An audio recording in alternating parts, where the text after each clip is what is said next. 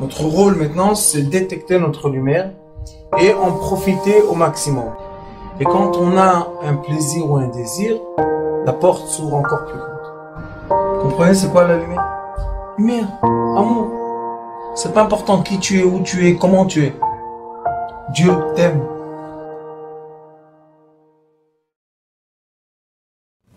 On continue Bezrat Hashem, Shir HaShirim.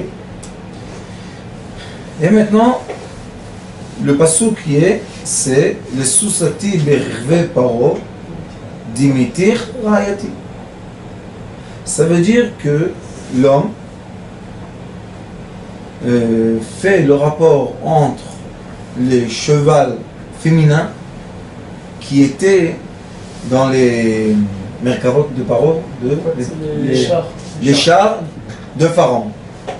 Les sages, quand on étudie le Midrash, ils nous expliquent que le char, Pharaon a mis en face au début des chevals féminins, et derrière les chevals féminins, il y avait le cheval masculin.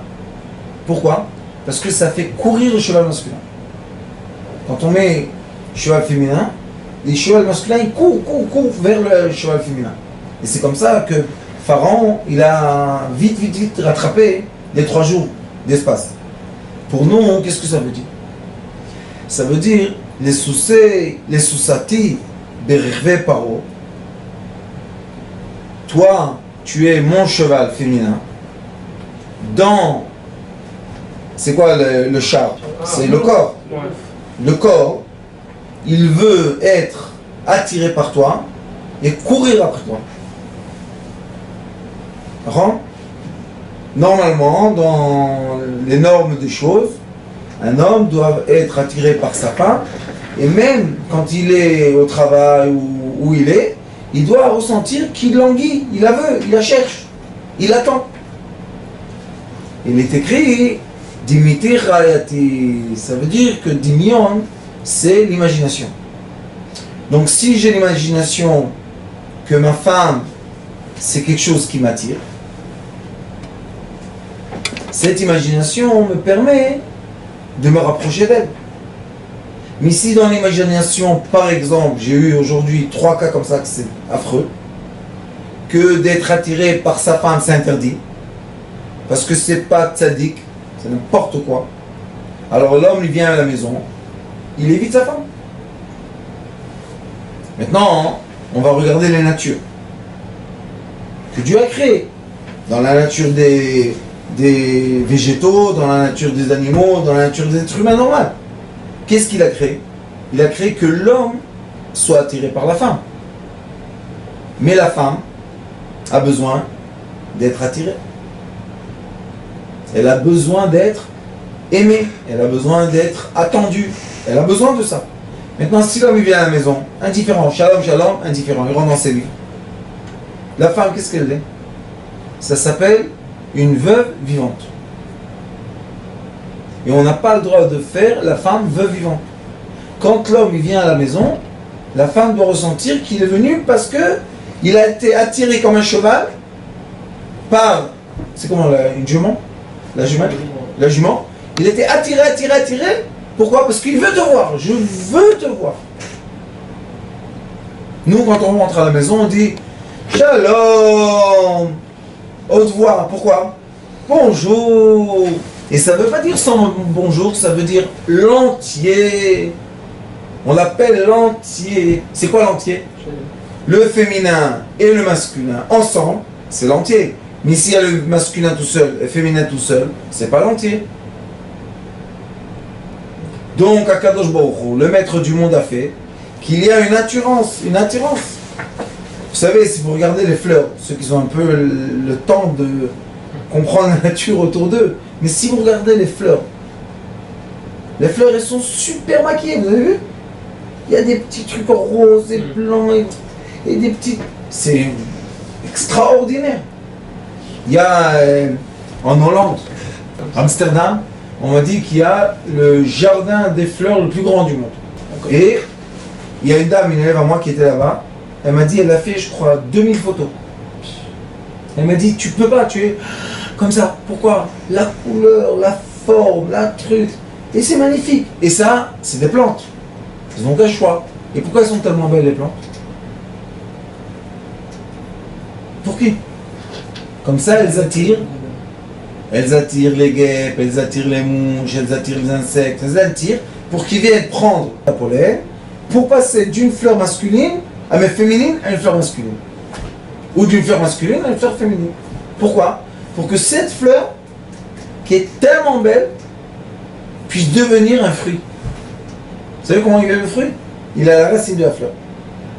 Dès que ça a accroché, la pollen, il y a un développement biochimique qui crée que la fleur, tout d'un coup, se fane, tout ce qui était beau, et qu'est-ce qu'on voit?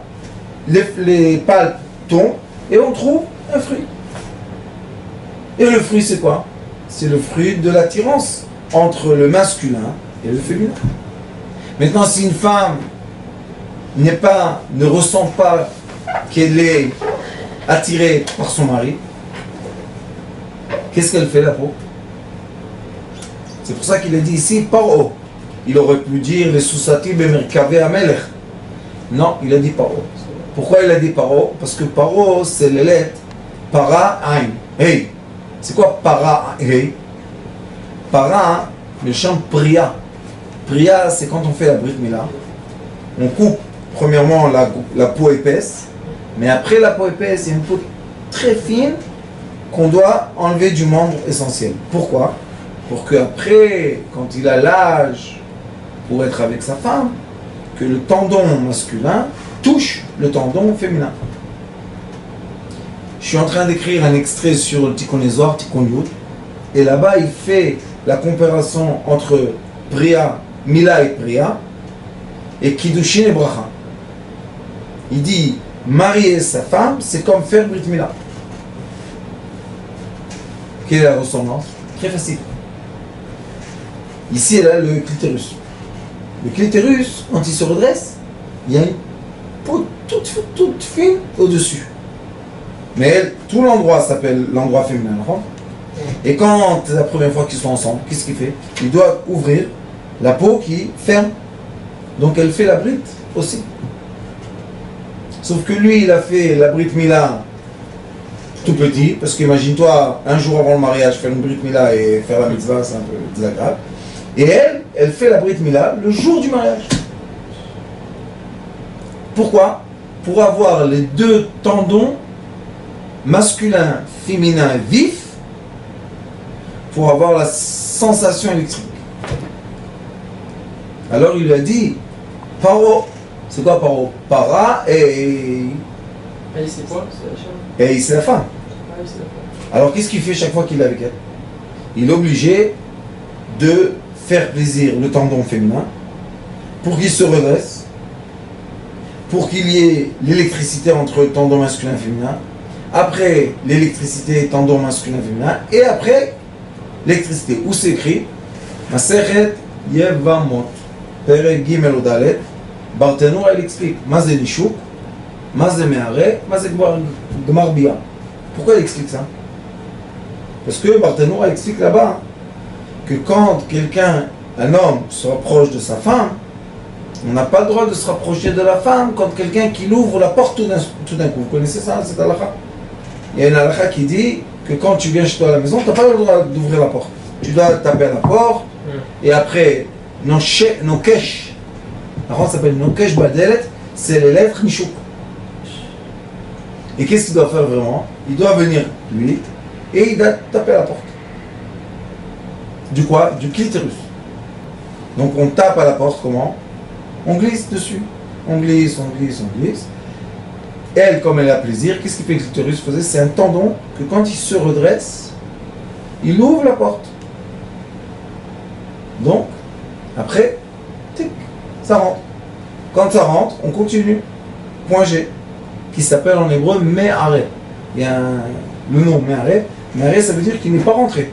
Juste, il rentre comme ça. Et ça touche la Hatara. Et ça touche quoi? Point G. Fini point G. Hop, Gmar Bia. Alors il dit, le Barthénoura, il dit, et ça vient de la Mishnah, que s'il ne fait pas les 3 degrés, c'est comme honnête. C'est comme quelqu'un qui a violé sa femme. Pourquoi? Il est rentré pour son bien, pas pour elle. Ça, c'est interdit. On doit comprendre qu'on est là pour elle. Les sous-sati des paroles d'imiter ra'ayati.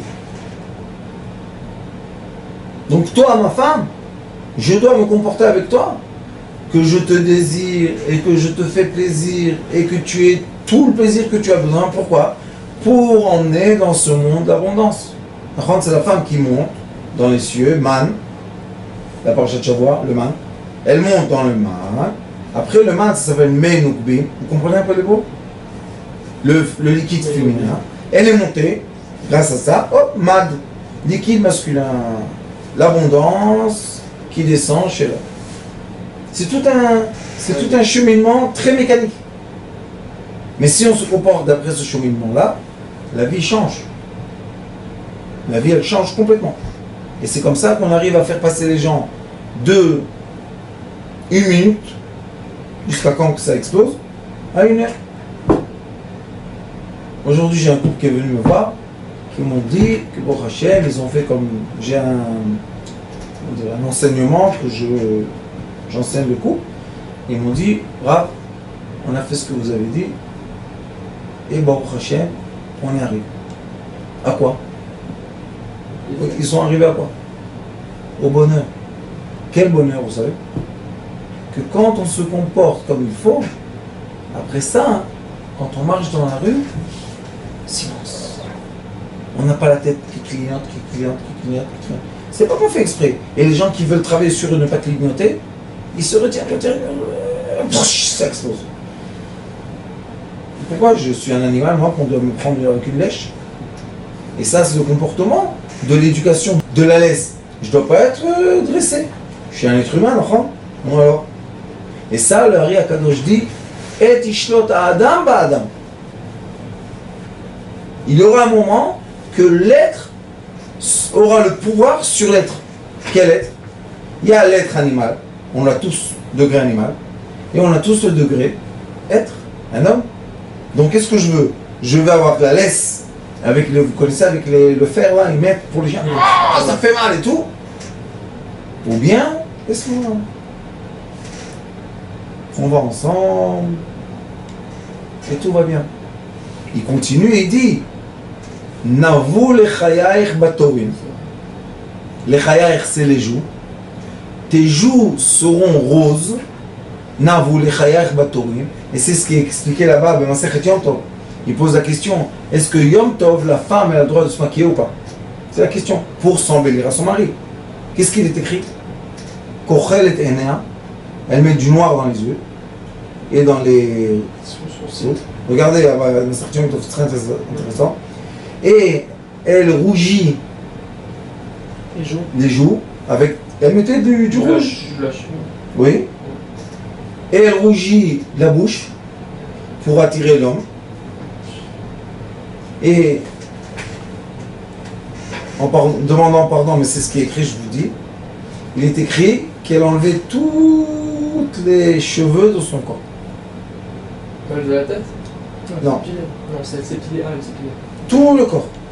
Pourquoi? Parce qu'il est écrit là-bas qu'une femme est désirée quand elle est lisse comme un bébé.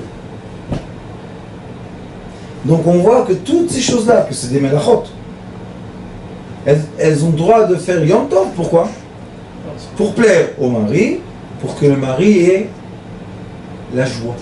Korban chagiga ze simach et ishto. Un homme doit avec sa femme être heureux, joyeux, attiré par elle. Maintenant il y a des maris, il n'y a pas de problème. Montre-lui ton attirance, même si tu n'aimes pas le maquillage. Moi, ma femme jamais s'est maquillée de sa vie. Ça ne m'intéresse pas. Mais elle a des yeux de là. Vert, bleu. Alors c'est mon maquillage. Il y a des autres. Que la femme dit, je me sens pas belle, laisse-moi me maquiller. Maquille-toi, ma fille. C'est pas interdit. Pourquoi interdire? Et si tu interdis ce qui n'est pas interdit, tu vas permettre ce qui est interdit. Tu connais cette loi? Il y a une loi dans la Torah qui dit permis ce qui est permis, interdit ce qui est interdit. Pourquoi? Parce que si tu vas interdire ce qui est permis, tu vas permettre ce qui est interdit. Regarde. Tsavarer Bacharouzim. Elle mettait des colliers. Des colliers, mais très tsamoud. Pour faire quoi? Pour montrer leur cou, mais la graisse du cou. Avant, dans le temps, une femme très mince, c'était pas joli. Il y avait les femmes qui étaient bien fortes, oui. Et ils mettaient, et jusqu'à pas longtemps, hein. Ma mère, elle était toute mince quand elle était jeune, et ils avaient peur qu'ils ne pouvaient pas la marier. Elle lui disait toujours mange, c'est comme ça que tu te maries. Elle était toute comme ça. Aujourd'hui, c'est l'inverse. Ceux qui sont un peu bien faits, non, là, elle est toute reine. Mais c'est pas vrai. L'homme, chacun son goût. Il y en a un qui veut le mince, il y en a un qui veut une qui est pas mince. Et c'est son goût, c'est ce qu'il aime, c'est ce qu'il désire. Mais montre-lui que tu l'aimes comme elle est. Et non pas lui dire, ah, si tu serais comme ça, comme ça, comme ça, je t'aimerais. Maintenant que tu es pas comme ça, attends. Qu'est-ce qu'elle a fait la pauvre? C'est elle qui s'est créée. C'est Dieu qui l'a créée. Ah, pourquoi tu lui dis comme ça? Première raison. Deuxième raison, c'est la raison de quoi? Que Dieu dit, sache que quand tu te maries avec une fille, tu te maries avec ma fille. Barta de Kuchaberiru. C'est la fille d'Akadosh Baruch Hu. Alors qu'est-ce que tu vas dire sur ma fille qu'elle n'est pas assez belle pour toi? Et dans la fin de Gittin, regardez la fin de Masechet Gittin, dans la Mishnah, qu'est-ce qui est écrit?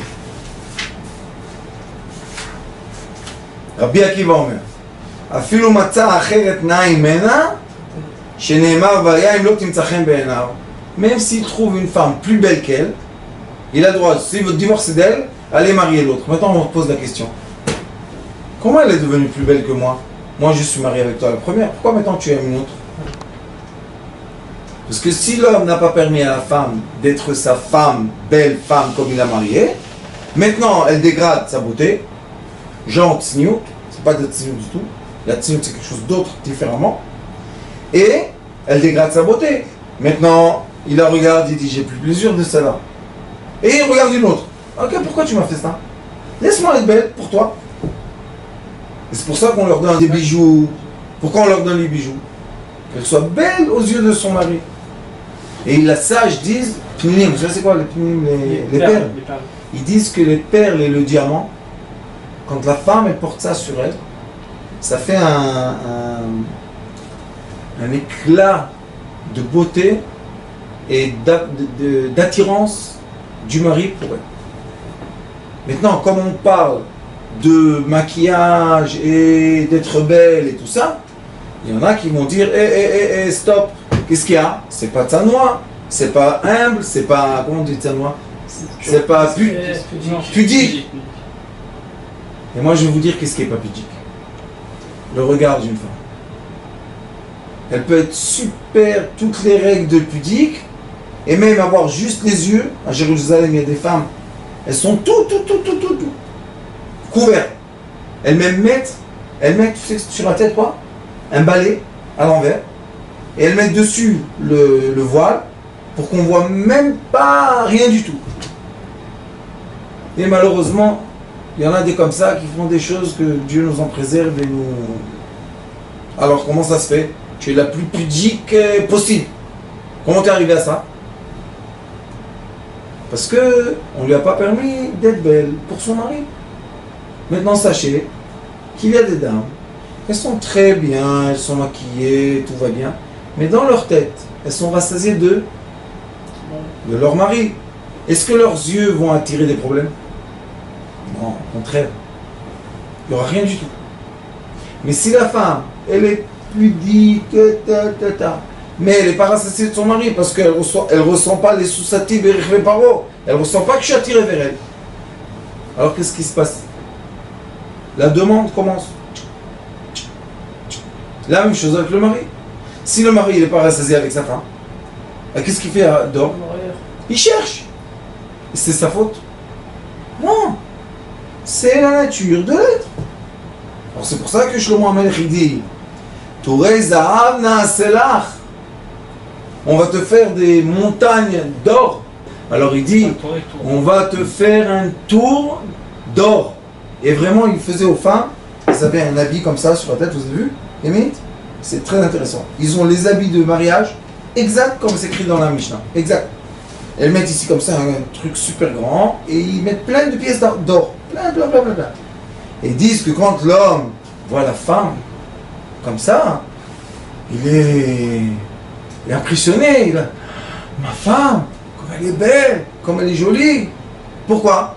Pour la vouloir. Mais si la pauvre, elle va avec des chiffons pour pas se faire voir et pas des trucs, dommage. Alors il dit, Im nekudot akasef. Maintenant, c'est quoi le secret des nekudot akasef? Nekudot akasef, c'est les points d'argent.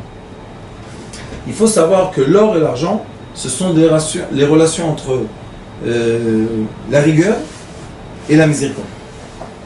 La rigueur est représentée comme or et la miséricorde est représentée comme argent. Kesef. Kesef c'est hasadim, ve zahav c'est gvorot. Maintenant il te dit, Touré zahav nasela. On va te faire une tour d'or, mais avec des points de quoi? De rachamim, de hasadim. Toi tu vas m'attirer, c'est vrai, mais comment moi je veux venir? Chesed. C'est quoi les midot de l'homme? Chesed. Alors si je viens attiré par elle, mais je viens avec la miséricorde, pas avec la rigueur, alors maintenant elle peut ressentir l'amour que j'ai pour elle. Mais si je viens avec la même matière, rigueur en rigueur, c'est la guerre. Alors il dit Ad she'amelech bimsibo nerdi natan recho. Ça c'est un secret qui est étudié par les hormones. Quand on étudie les hormones, on étudie, si je ne me trompe pas, la dopamine, elle déclenche les odeurs dans le corps. Pourquoi? Parce qu'elle nous met dans un état d'esprit de bonheur, un état d'esprit que notre corps dégage une odeur. Il y a des éléments dans le corps qui sont les phéromones. Les phéromones, ce sont la partie dans l'hormone qui se dégage et qui fait le lien des odeurs entre l'homme et la femme. Et vous savez que beaucoup d'études ont été faites dans le monde et ils disent que la seule raison qu'un certain homme est avec une certaine femme, la seule raison, c'est l'attirance de l'odeur. Ils ont quelque chose qui respire, que personne ne peut comprendre, parce que c'est invisible. Et quand ils sentent ça, ils disent ça c'est ma femme. D'où tu sais que c'est ta femme? Je suis avec elle. L'odorat. C'est elle, l'odorat. Alors il dit ici, Ad she'amelech. C'est qui le melech? L'homme. Ad she'amelech bimsibo. Quand il va contourer, nirdi, natan recho. C'est quoi nirdi, natan recho? Nerd. Nerd charkom. C'est un des parties. C'est une partie de quoi? De l'odeur. Nerf de Chalkom, Kanevik Namon.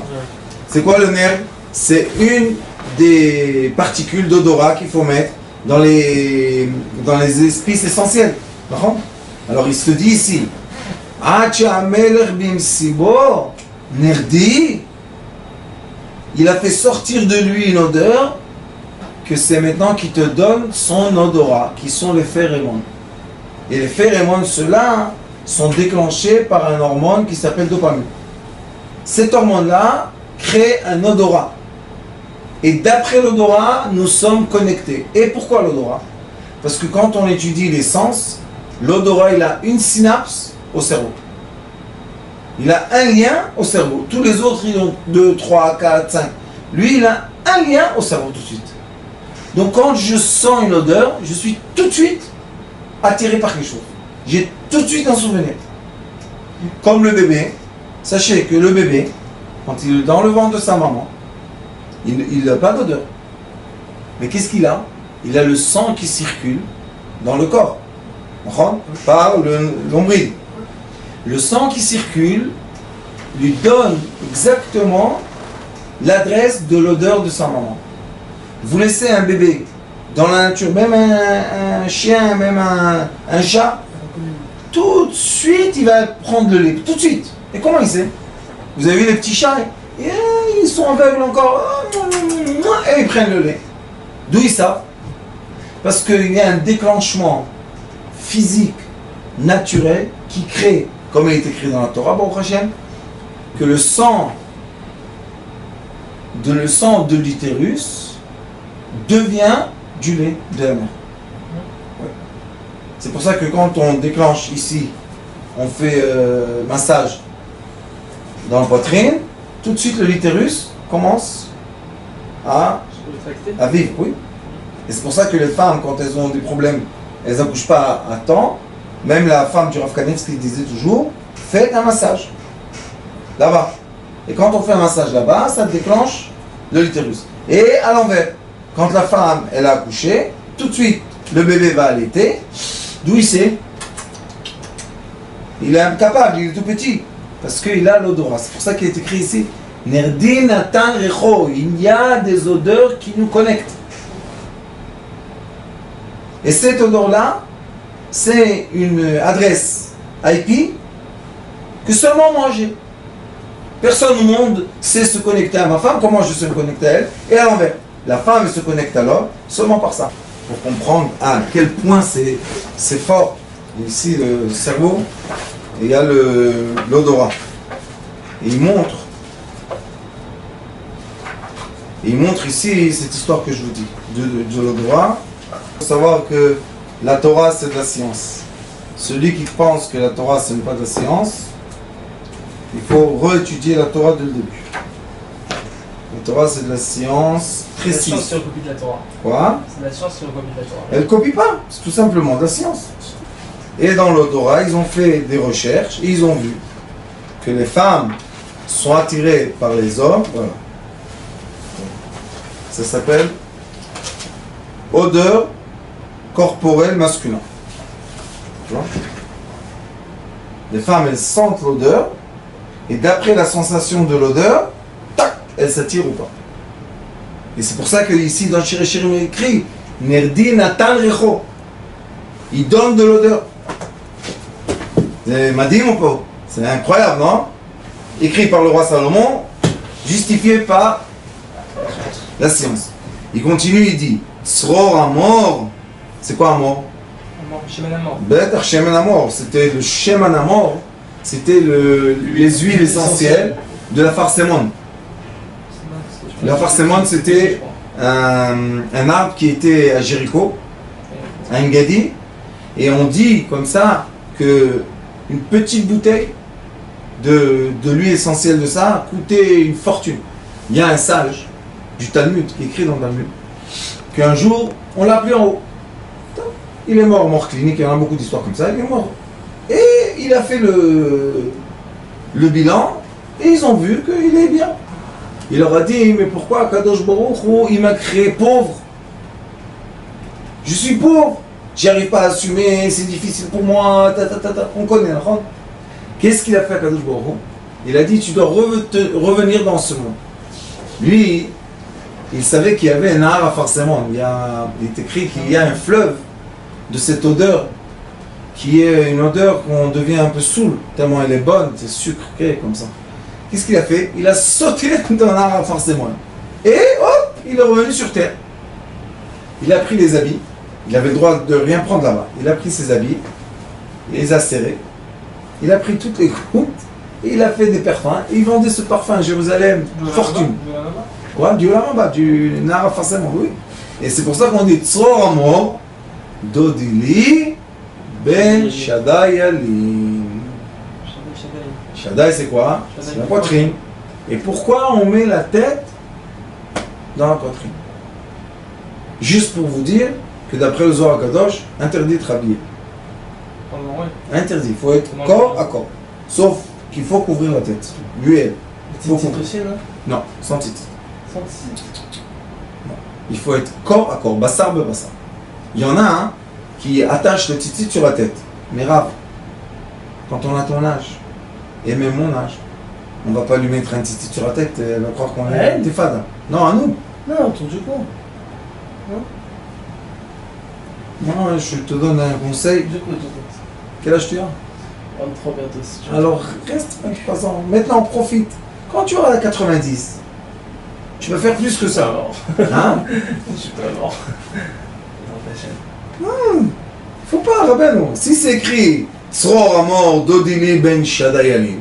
Ça veut dire qu'elle lui dit, maintenant je vais te donner le message de mon odeur et non pas le message de l'odeur de ta mère. Quel est le problème? Le problème toujours est, il est écrit dans le Talmud, que la femme est toujours en problème avec sa belle-mère. C'est pas obligé d'être comme ça. Mais il y a beaucoup de cas que c'est comme ça. Maintenant, quel est le problème? Pourquoi le fils, il retourne chez sa mère, il va manger chez sa mère, qu'est-ce qu'il a? L'odeur, c'est simple. L'odeur, il a l'été de sa mère. Il est sorti du ventre de sa mère, il a l'odeur de sa mère. Maintenant, qu'est-ce qu'il lui dit? Tzror Amor, Atarotzet Tzror Amor, tu veux la vraie odeur, viens chez moi. Pourquoi tu vas là-bas? Et c'est vrai. Sachez que le Hari Akadosh dit, dans un livre qui s'appelle Sharuach HaKodesh, que là-bas il explique beaucoup toutes les réparations des fautes qu'on fait. Et dans ces réparations-là, le Hari Akadosh dit que ceux qui sont homosexuels, ils ont un problème de to et ba. Il a une erreur dans zel. Ça veut dire que quand il voit l'homme par arrière, il voit une femme. Je vous expliquais ça déjà. Il y a un cours comme ça sur internet, tu peux voir, j'ai expliqué bien sur le tableau, c'est quoi un homme, c'est quoi une femme. Maintenant il te dit Dodili Ben Shaddai Yalim. Il dit le Hari Akadosh qu'une des réparations des enfants qui sont nés à l'envers, ça veut dire garçon-fille, fille-garçon, c'est que la mère les prenne dans la poitrine. Vous savez, faire un peu câlin, comme un enfant, c'est comme un enfant. Pourquoi? Parce qu'ils ont perdu le sens.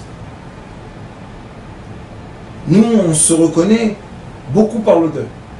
C'est comme les animaux. Vous avez vu les animaux, comment ils font leur territoire, par des odeurs. Donc on voit qu'il y a des rapports de... Après qu'on a parlé tout à l'heure des rapports de beau, de maquillage, d'habits comme il faut, maintenant on parle des rapports d'odeur. Eshkol HaKofer, Dodili Becharme Engedi. Eshkol HaKofer, c'est comme Eshkol, c'est les grappes. Elle redit Becharme Engedi. Où c'est? Engedi, c'est la vigne d'Engedi. Mais ils disent avant, chez Tzror Amor, c'était là-bas. Le Shem et la mort étaient à Engedi. Et maintenant ils disent qu'il y a aussi la vigne de Engedi. C'est quoi la vigne? La vigne, c'est la femme. Eshkol, c'est quoi? Eshkol, c'est la grappe. Quelle forme a la grappe? Triangle. Qu'est-ce qui est triangle? Entre les jambes. Chez la femme, c'est triangle. Regardez bien ce qu'il dit. Eshkol HaKofer, Dodili. Au début, Dodili Ben Shadayalim. Dodili était là. Et après, qu'est-ce qu'elle dit? Dodili Becharme Engedi. Mon mari, mon amoureux, il doit descendre Bakramim. Yatsoul, Bamecholot ou Bakramim. Ça veut dire qu'il doit descendre en bas. Et d'ici, on étudie le déroulement, comme il est écrit dans la halakha qu'on a étudié déjà ensemble, le déroulement de l'acte. L'acte ne vient pas, tu ouvres la porte, boum, tu fais ce que tu veux. Non. Il y a le déroulement, on doit regarder comme il faut, on doit parler comme il faut, on doit caresser comme il faut, on doit embrasser comme il faut. Il y a un processus qui vient du visage, par le cou, on a parlé de Savarech, qui descend d'Odi Ben Shadayalim et qui descend Becharme Engedi. Pourquoi? Parce que le roi Salomon, c'était un des hommes les plus sages sur terre, qui a compris que si on est en accord avec la femme, on est en train de créer une pièce entière. Et la pièce entière qu'on doit créer, lui, le roi Salomon, voulait créer ça avec toutes les femmes du monde. Pourquoi il avait 1000 femmes? Parce qu'il a dit, si je vais m'accorder avec toutes les femmes du monde, je vais accomplir la malchoute, et de toute manière, je vais créer la lumière de toutes les lumières et Mashiach. Sauf qu'une chose il a eu, il est écrit dans la Mishnah, que la dernière femme qu'il avait, il avait 52 ans. C'était la première femme qu'il avait, c'était la fille du roi de Pharaon. C'était la première femme qui s'est mariée avec elle. Et elle a détourné d'Akadosh Baruch Hu. C'est pour ça qu'il est parti à 52 ans. 52 en hébreu, Ben, fils. Et il fait 152 ans. Ouais. Le roi Salomon, 52 ans, il est parti. Pourquoi? 40 ans, il a régné sur Israël. De 12 ans à 52 ans. Et il y a beaucoup de rois qu'on on montre le nombre 40. Par exemple, Moshe Rabbeinu, de 80 à 120. Il y a le nombre 40. Sauf Yosef Hatzadik, 80. C'est le seul qui a régné 80. Même David Amelech, 40 ans. Il y a beaucoup de rois qui ont régné. Pourquoi? 40, c'est même. Même, en hébraïque, c'est une lettre qui est fermée et ouverte. On a la même fermée, c'est la même Sophie, et la même ouverte. Mais même, c'est Chaf et Vav. C'est le nom de Dieu. Des fois le nom est fermé, des fois le nom est ouvert. Et c'est pour ça que quand on accomplit ça, on n'a plus rien à faire sur terre. Et j'ai lu dans des livres très anciens qu'avant les tzadikim, à 40 ans à peu près, ils avaient des grands mashberim. Ils avaient des grandes épreuves de maladies, presque mourir, plein de choses. Il y en a la plupart qui partent. Pourquoi? Ils ont accompli 40. Maintenant, on ne va pas leur donner encore 40. Mais dit le Baal Shem Tov HaKadosh, il dit ceux qui se sont donnés pour le peuple d'Israël, par amour au peuple d'Israël, on leur a donné encore 40. C'est 80 ça donne. À peu près, hein, on n'est pas... Ça, hein, c'est l'entier. Donc l'entier, tu t'es créé toi-même, et après 40 ans, maintenant tu te donnes à eux. Alors on te fait vivre grâce à eux, pas grâce à toi. Alors ici on voit qu'il lui dit, au début il dit Dodi li ben Shaddai ali, et après il dit la même chose, Dodi li becharme engedi. Qu'est-ce qui était bien dans la vigne de Engedi? Je ne sais pas si vous savez, mais la vigne, à la fin ou au début d'une vigne, d'un trait de vigne, il y a toujours des fleurs. Vous avez vu ça? Il y a des roses, il y a des... Pourquoi? Ça donne l'odorat au vin. L'odorat, vous savez, le vin on sent. Ouais. L'odorat du vin, pourquoi il est expert lui? On aime bien le vin. Ouais, Non, mais on apprend, on sent. ça on remet, on regarde. Et on fait. Tout ça, c'est exactement ce que tu dois faire avec ta femme. C'est les mêmes sens. Parce qu'elle s'appelle la vigne et lui s'appelle la vigne. Le père du roi Salomon, il a écrit les psaumes de David. Qu'est-ce qu'il a écrit? Eshtecha kegefen poria berkete vetecha. Maintenant, lui, il dit Becharme engedi. Qu'est-ce qu'il y a engedi? Il y avait le Reach HaFarsemon. Donc, le vin de Engedi, c'était un vin avec des odeurs parfumées, des odeurs que les gens s'évanouissaient tellement c'était bon. Alors, il lui dit écoute, mon cher mari, toi, tu me veux, mais moi, je veux plus que toi, tu veux. Ça, le secret de l'intimité. C'est pas que l'homme seulement il veut. Elle aussi, elle veut. Laisse-la développer cette volonté. Non, il n'y a pas le temps. Tac, 3 minutes, c'est fini l'histoire. Il va dormir, il ronfle. Alors, la vigne, elle n'a pas encore donné le vin. Pas encore. Il y a tout un processus. Où tu vas? Il va dans la vigne, tac, il fait ce qu'il veut, c'est fini. Non. Inach yafara yati. Tu es belle, ma femme. Inach yafa enaich yonim. Après qu'on a fait le vrai processus d'intimité, alors maintenant il lui dit tu es belle, ma femme. Tu es belle à tel point, à quoi je vais te comparer? Enaich yonim, aux yeux des pigeons. Et vous savez qu'est-ce que ça veut dire les yeux de pigeon? Les pigeons, comme ils n'ont pas la bile, donc ils n'ont pas le feu. Ils n'ont pas ça brûle pas d'un coup. Et qu'est-ce qui se passe quand on est ensemble? Il y a la bile qui allume le feu. Mais ce feu-là brûle. Nous on veut ish et isha. On veut un homme et une femme, pas esh ve esh. On ne veut pas le feu avec le feu. Donc, il lui dit, Inach yafa, tu es belle. Comment tu es belle? Comme les yeux d'un pigeon. Ça veut dire que dans notre couple, il n'y a plus le feu. Il n'y a plus la colère. Pourquoi? Parce que la colère emmène l'intimité. Il y a beaucoup de coups, ils se fâchent et ils se réconcilient dans la chambre. Pourquoi? Pourquoi pas faire le déroulement qui est écrit ici, sans se fâcher et sans se réconcilier? Alors on voit jusqu'à maintenant que Baruch Hashem, ce qui est le plus important d'étudier de ces cours-là du roi Salomon, c'est le processus d'approchement. Et si on fait le processus comme il faut, nous les hommes, on doit attendre les femmes et non pas les femmes courir après les hommes. Baruch Adonai Leolam, Amen.